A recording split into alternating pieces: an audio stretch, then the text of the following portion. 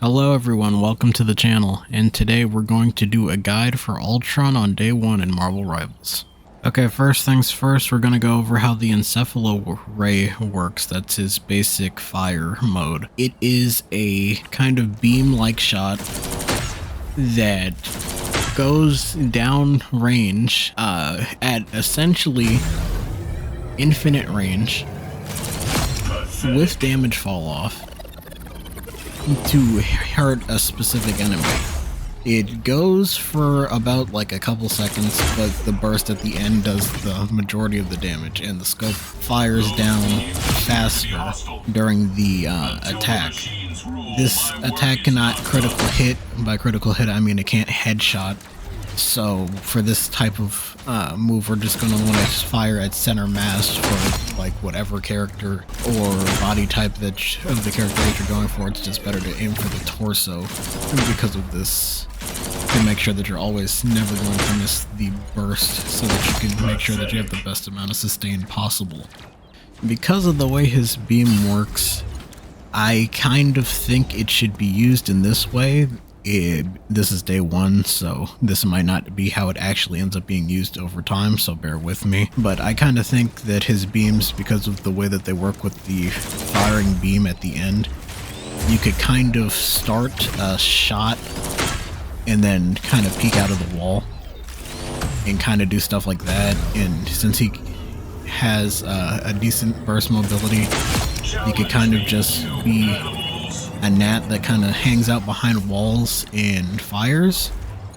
Since he also, for what I've learned about him so far from any of his other abilities, he doesn't have a way to naturally, easily, without being next to one of his teammates, self-heal, but he does have this overshield on multiple of his abilities.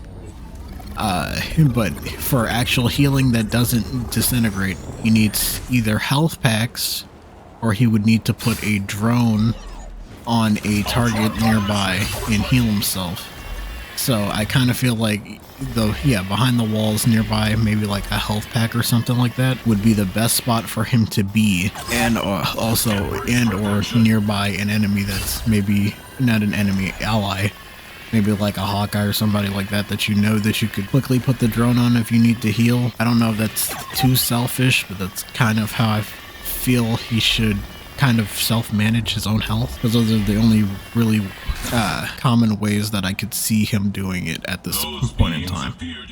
Okay, since Ultron is a strategist, he obviously has a healing perk of some kind, and for his one he has Imperative Patch, which puts a drone on an ally and just starts healing them over time.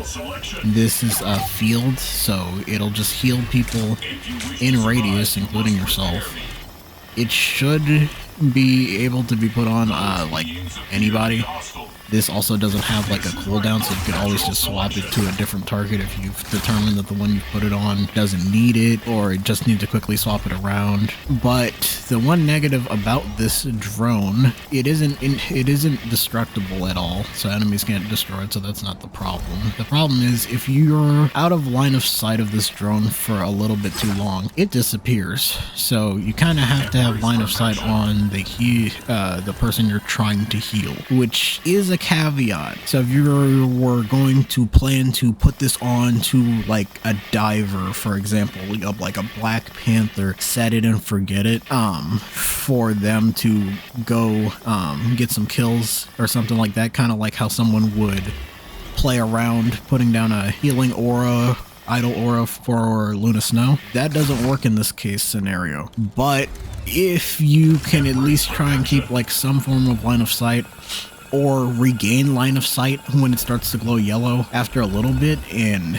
regain line of sight at least for a second to refresh the kind of cooldown from destroying itself, you can definitely keep it from ever disappearing. So you might be able to work around this even with a diver if you think about them, but that's the price of this kind of heal bot-ish ability, where it kind of is a set and forget. You can change it around, but that is its glaring flaw, is that it has its kind of limited-ish applications. It also kind of just goes away if you get too far away in general, to where it seems like after you get just too far away, it also just leaves on its own. So there's a decent amount of things to just know about this ability to make sure you're using it properly.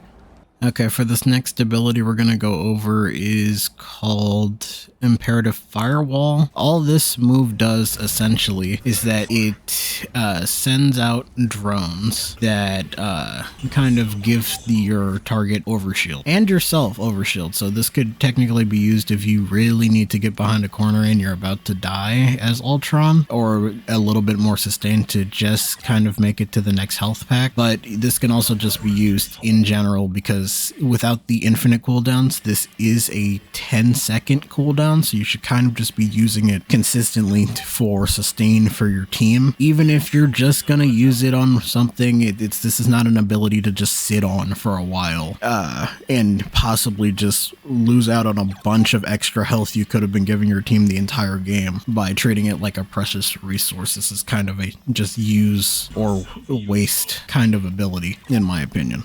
Okay, the next thing we're going to go over for Ultron is just his flight speed real quick and the ability Dynamic Flight. So Ultron has the standard flyer movement speed, all that, but whenever you use his Dynamic Flight, you just get a quick boost in whatever direction you're trying to move in at the time, and just a quick burst forward, and then after that you get 8 seconds of increased speed with the flight, kind of like the Human Torch speed boost.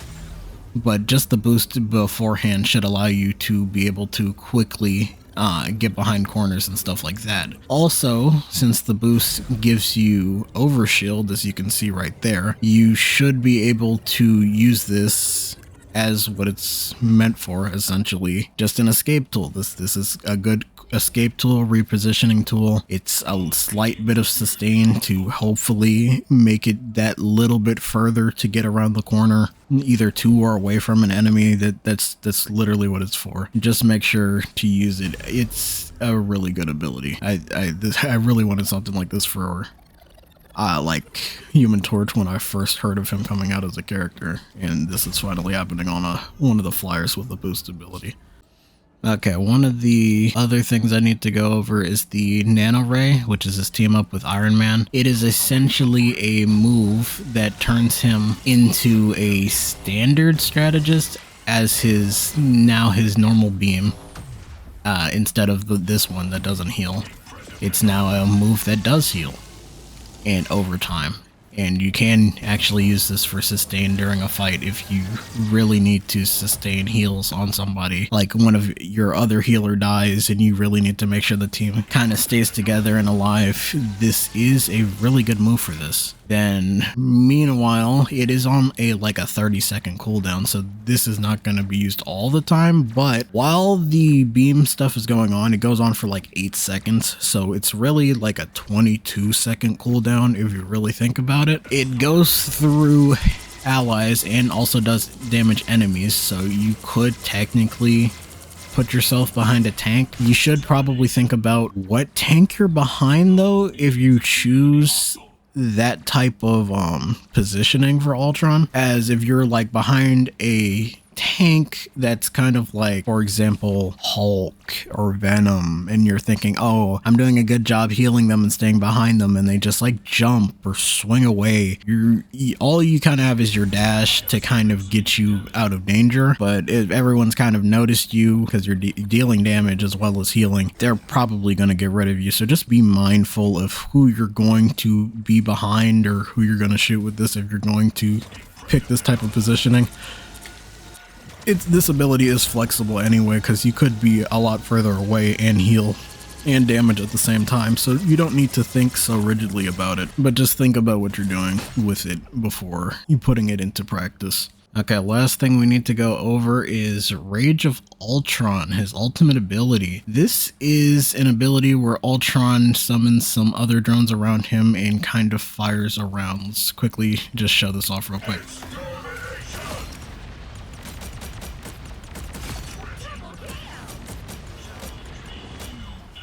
Okay, so during that move, Ultron fires out some balls that do a decent amount of damage. During all of that, you're not pressing anything to fire faster or deal more damage. After you press it, it's entirely activated. It's gonna fire at the exact same rate regardless of what you do. So at this point, all that really matters is your aim. This is a damaging ult, kind of. It does damage, but it is a lot better at healing.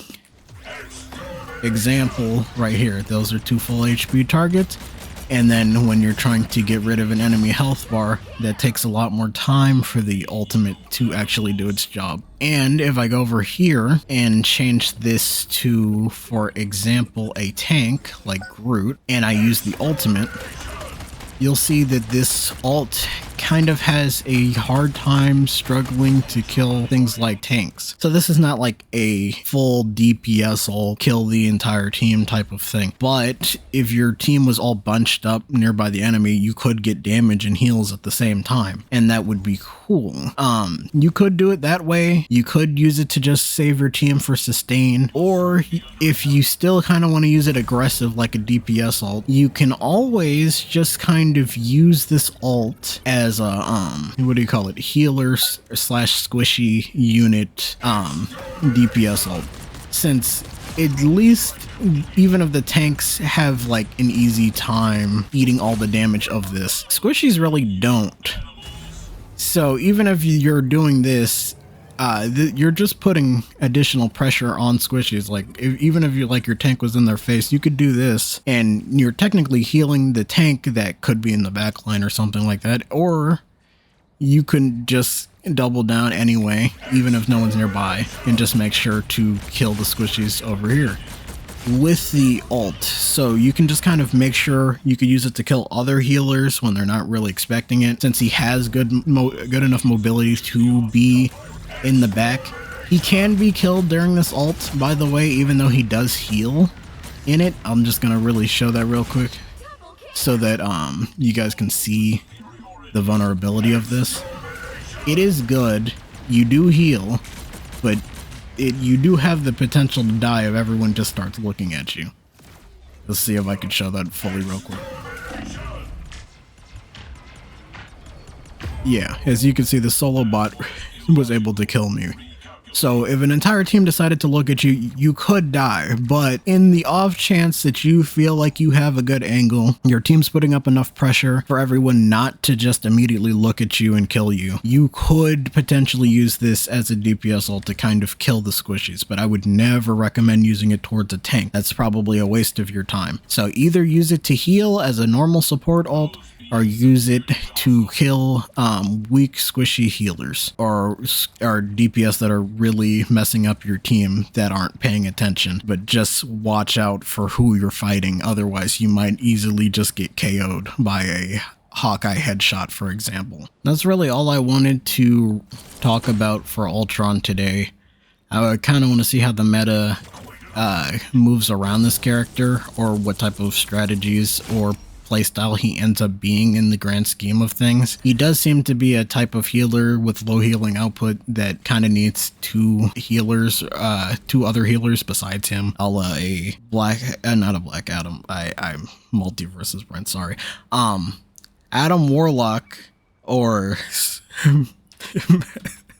Mantis type character, where he kind of has two other healers working with him, and he kind of works as a pseudo flying DPS who heals occasionally. I do think if you're going to play this character and you're going to do like stuff with Ultron, just kind of the healing bot, because of the way it works,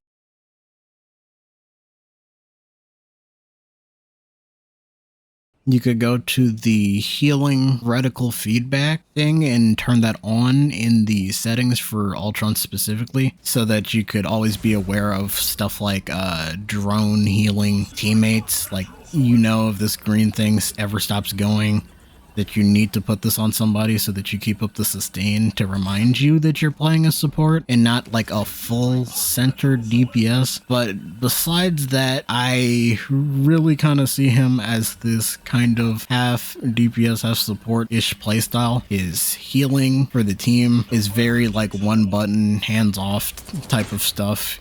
You kind of re-up it over time, maybe like every 10 seconds or so, just kind of look over, but you're just kind of there most of the time. The bot's doing most of the work when you're not doing this, or you don't have an Iron Man for the team up, so you can actually like put down the sustain yourself. So he's gonna have a very interesting playstyle. Not really sure how this is gonna shake out. Not really sure how to do the intro, so I'll see you all in the next one. Peace out.